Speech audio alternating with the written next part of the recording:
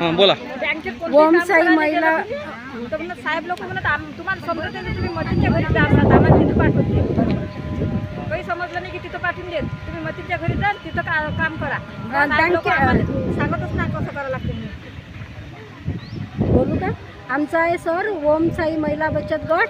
आमच्या 15 किस्ता हे झाल्या, म्हणजे 30,000 रुपये महिन्यानं 15 भरल्या गेल्या नाही. तर बँकेवाल्याचं काम होतं ना, आम्हाला फोन करणं. एक किस्त नाही टाकल्या गेली तर 15 होईपर्यंत त्यानं अजिबात माहीत नाही केलं.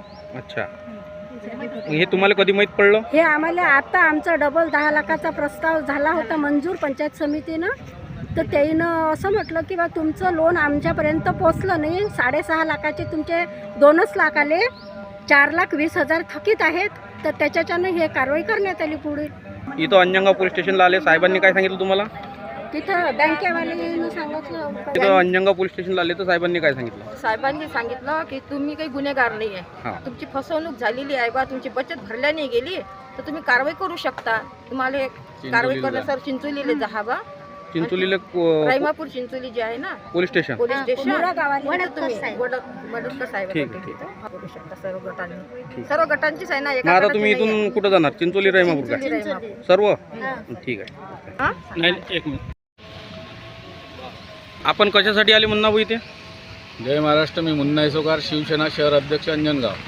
मला माहिती मिळाली की काही शेतकरी महिलांची सेंट्रल बँकेमधून मुरा या गावामध्ये फसवणूक झालेली आहे. बचत गट जे आहे 25 ते 30च्या दरम्यान एक मतीन पटेल नावाचा सौदागर म्हणून एक मुलगा या सर्व बँकेचा व्यवहार या महिलांच्या जवळून तो चालवत होता आणि त्याने जवळपास एका बचत गटातून 4 लाख 4 लाख 4.5 लाख अशा किस्ता त्यांच्या थकीत ठेवलेल्या आहेत. त्यांना खोट्या पावत्या देऊन त्यांची फसवणूक केलेली आहे. आणि हा जो मतीन सौदागर आहे हे मी माहिती काढली असता हा याचे दारूचे 2 नंबरचे व्यवसाय आहेत.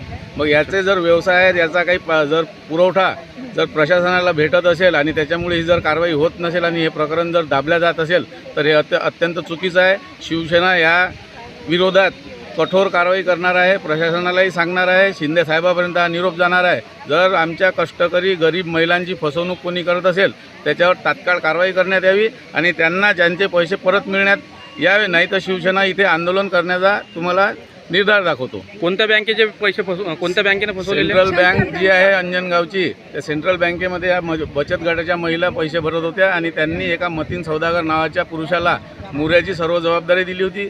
तो खोट्या पावत्या देत होता आणि बँकेमध्ये तो पैसे भरत नव्हता, यांना खोट्या पावत्या देत होता. आतापर्यंत महिलांना धमक्या वगैरे देण्याची, या शिंदे साहेबाच्या शासनात लाडक्या बहिणीला धमकी देण्याची कोणाची ताकद नाही आहे. आणि जर कोणी देत असेल तर त्याला शिवसेना बघून घेईल. ठीक आहे.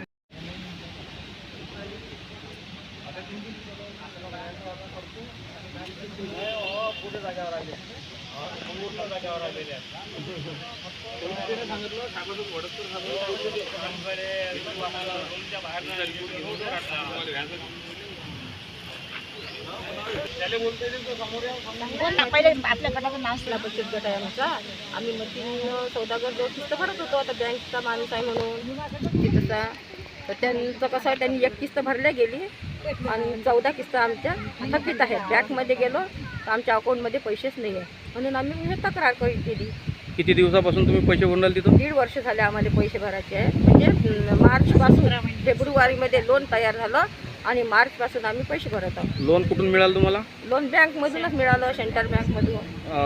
पंचायत समितीची काय संबंध आहे तुमचं? त्या पंचायत समिती CRP म्हणून ते जे कागदपत्री जे आहे काम ते पंचायत समिती करते, लोन बँक देते.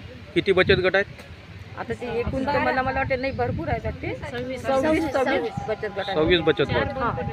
जवळपास पडलेले आहेत. एका बचत गटाचे किती पैसे फसवल्या गेलेले आहेत जवळपास? आता 3, 4, 4.5 असे सरासरी 4. कोणतं गाव तुमचं? मुरादेवी. एकाच गावचे आहे का सगळे? हो, सर्व एकाच गावातच मिनी बँक असल्याच्यानं सर्व महिला तिथून भरत होत्या ना. संचालकाचं नाव काय? मिनी बँकवाल्याचं सेंट्रल कोणती बँक होय? सेंट्रल बँक आहे ते मतीन सौदागर म्हणून मिनी बँक आहे गावात. तिथले कामं या बँकेचे कामं तोच करत होता. कोण? काय ते मतीन सौदागर. मतीन सौदागर. हां ठीक.